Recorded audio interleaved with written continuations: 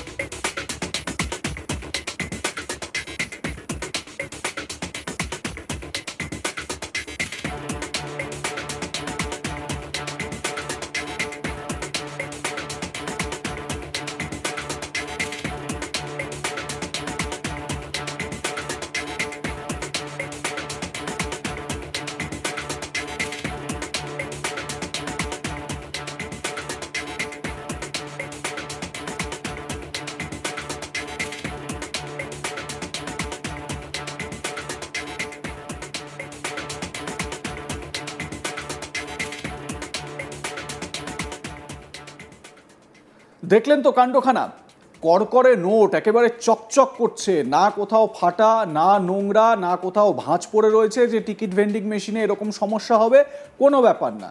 কিন্তু তাও এই টাকা নিচ্ছে না টিকিট ভেন্ডিং মেশিন।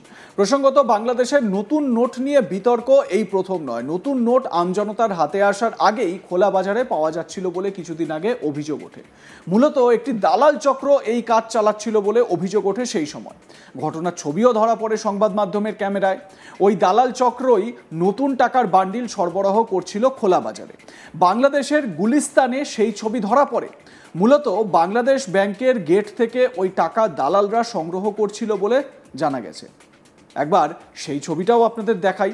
দেখুন কিভাবে এই টাকা প্রকাশ্যে একেবারে খোলা বাজারে বিক্রি হচ্ছে, সেই ছবি একটু দেখাবো আপনাদের। দেখুন।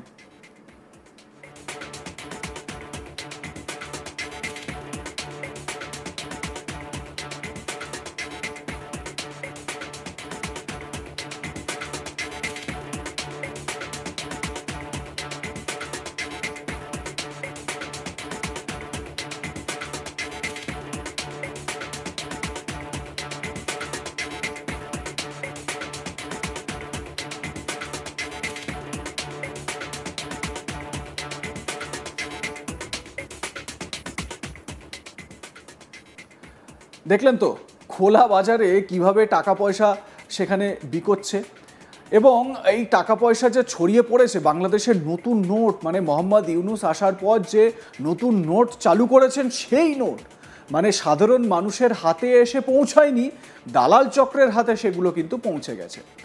বিষয়টি প্রকাশ্যে আসা মাত্রই রীতিমতো চাঞ্চল্য ছড়িয়েছে সাধারণ মানুষের মধ্যে। বাংলাদেশে সাধারণ মানুষের অভিযোগ, তারা এই ধরনের নতুন টাকা ব্যাংকে পান না, কিন্তু বাজারে চলে এসেছে।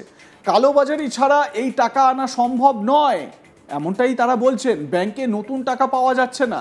একটা সিন্ডিকেটের মাধ্যমেই এই বিষয়ে কালোবাজারি চলছে বলে অভিযোগ তোলে বাংলাদেশের সাধারণ মানুষ। এক্ষেত্রে প্রতি 1000 টাকা বিনিময় করতে হলে গ্রাহককে গুনতে হচ্ছিল 300 থেকে 500 অতিরিক্ত টাকা। মানে 1000 টাকা নতুন নোট নিতে গেলে 1500 টাকা পর্যন্ত দিতে হচ্ছিল, যা মুদ্রা বিনিময় প্রচলিত আইন অনুযায়ী বেআইনি।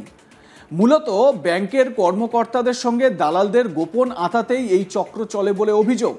এক্ষেত্রে বলতে হয় যে দেশের প্রধান উপদেষ্টার বিরুদ্ধেই যখন গুচ্ছ গুচ্ছ দুর্নীতির অভিযোগ, সেই দেশে যে এমনটা হবে তার নতুন করে ভাবার কি আছে। তবে এই যে ছবিটা আপনাদের দেখালাম টিকিট ভেন্ডিং মেশিনের, বাংলাদেশের যে মেট্রো সার্ভিস রয়েছে ঢাকায়, সেই মেট্রো সার্ভিসের জন্য টিকিট ভেন্ডিং মেশিন যেখানে টাকা দিয়ে টিকিট ক্রয় করা যায়। আপনারা দেখেছেন যে কলকাতাতেও বা ভারতবর্ষের যে কোনো জায়গায় এই রকম টিকিট ভেন্ডিং মেশিন রয়েছে মেট্রো স্টেশনগুলোতে।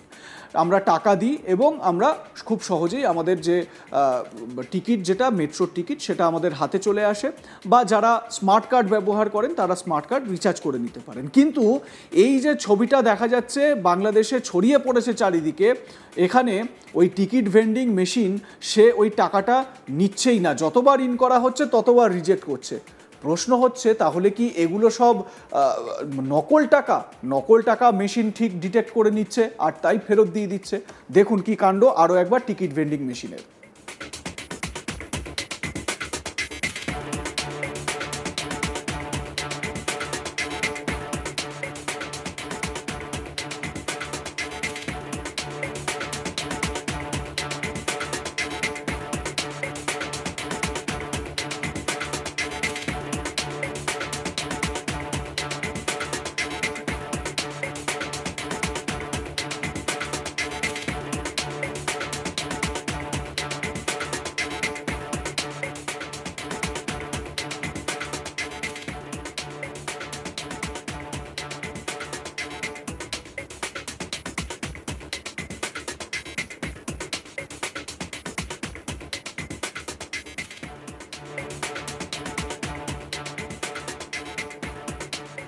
এবারে দেখুন এই টিকিট কেনার জন্য বা টিকিট কাটার জন্য কি লম্বা লাইন সেখানে যাত্রীদের, এবং এই অবস্থায় গিয়ে যখন টাকাগুলো নিচ্ছেই না টিকিট ভেন্ডিং মেশিন, তখনই ফ্যাসাদে পড়তে হচ্ছে নিত্যযাত্রী থেকে শুরু করে সাধারণ মানুষকে। ঠিক একই অবস্থা বাংলাদেশের বিভিন্ন এটিএমে। আমরা এটিএমে যাই, এটিএমে গিয়ে সেখানে টাকা ডিপোজিট করি। এখন তো অনেক সুবিধা হয়ে গিয়েছে, ব্যাংকে যেতে হয় না, এবং সেখানে টাকা ডিপোজিট করে দিই এটিএমে যে মেশিনগুলো রয়েছে, ডিপোজিট মেশিনগুলো, সেই মেশিনে। কিন্তু জানতে পারা যাচ্ছে বাংলাদেশে এই ডিপোজিট মেশিনগুলোতেও নতুন টাকা নিচ্ছে না।